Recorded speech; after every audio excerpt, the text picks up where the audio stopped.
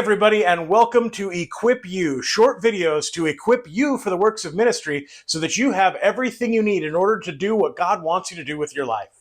Well, welcome. My name is Keith, and I'm the equipping pastor at Cross City Christian Church. And today we're talking about an interesting topic. We're going to be talking a little bit about conflict. Now, I want to start by saying we all have some predefined notions and thoughts about conflict, but I'd actually argue that we have some flawed assumptions that we make when we come into the concept of conflict. See, we know that the Bible tells us in Matthew 5:9 that we're called to be peacemakers, that we will be blessed, that we'll be called the children of God through becoming great peacemakers.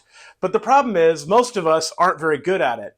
And part of that is from a misunderstanding of the word peace. See, the word peace, as it's most often used within the Bible, is the Hebrew word shalom.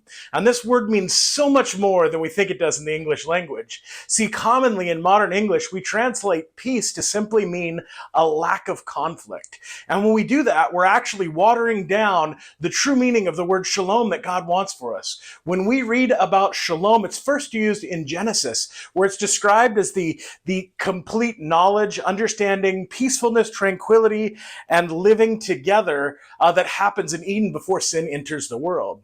And what's interesting about conflict is the first time that we see conflict enter, the world is actually as a result of sin. See, when Adam and Eve make the decision to listen to the serpent and to eat of the fruit, what we see next is they hide and God begins a confrontation. God begins to have conflict with man. And he says, Adam, where are you? He searches for him and he asks him what he's done. Now we know that God is omnipotent. He already knows what Adam has done, but he's asking him, what have you done, in order to get to the truth of the matter? See, because as long as there is an issue of sin between them, there can be no peace. And so what we see over and over again in the Bible is that God uses conflict as a way of trying to restore peace when the peace has been broken through sin. We see the example of Egypt, where the people of Israel have been put into slavery, right? And so we see that what happens is through conflict between Moses and the Pharaoh, God intervenes. God intervenes through this conflict and shows that his people should be free. And because of those transgressions, his people are glorified as God walks through the plagues with the people of Egypt. We also see a similar conflict when God is dealing with Babylon. We see another issue of God entering into conflict with Jonah. When Jonah is not obedient to God, God directly confronts him and says, hey, Jonah, you're going to have to go inside the belly of this whale until you decide to follow my orders as a prophet.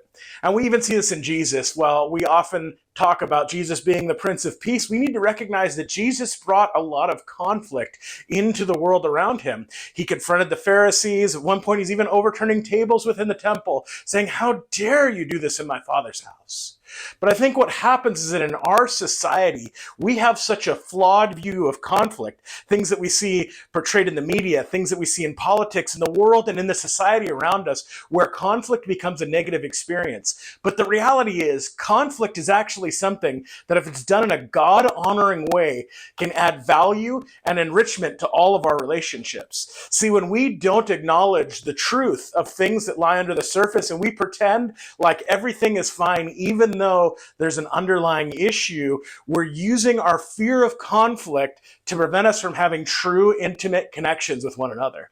And so what we're going to explore over the next couple of videos in this channel is looking at ways that we can accurately become peacemakers, as God has commanded us to do in the book of Matthew. See, we have a natural tendency to tend towards one way or the other, whether we tend towards being a peace breaker or a peace faker, which are things we're going to talk about in other videos. We need to acknowledge that entering into conflict with a goal of restoring peace and deepening the value of our relationships, that when we do that, we are honoring God. And so I don't know about you, but I love to honor God. I try to honor him in everything that I do. And even though sometimes conflict may be a little bit scary, I think that as we go through these lessons, you're going to learn some great things, some great tips that you can use so that you can become more effective at dealing with these kinds of things. And I don't know about you, but sometimes I feel like in the issues of conflict, I could use all the help I could get. So I need you to do me a favor. If you want to see the rest of these videos on peacemaking and some other concepts that we're going to cover down the road and equip you, go ahead and push the subscribe button, because we're going to have some next videos coming up in the next couple of days, and that will alert you to when those videos are live. And also, down beneath me in the comments section, there's an area there. If you've got questions, if you've got things that you want us to address on Equip You, or you have some feedback, something I said up here doesn't quite make sense to you, I would love to get to those questions and maybe address them in a later video. So go ahead and drop a comments down there in the comment section, and we will see you next time on Equip You.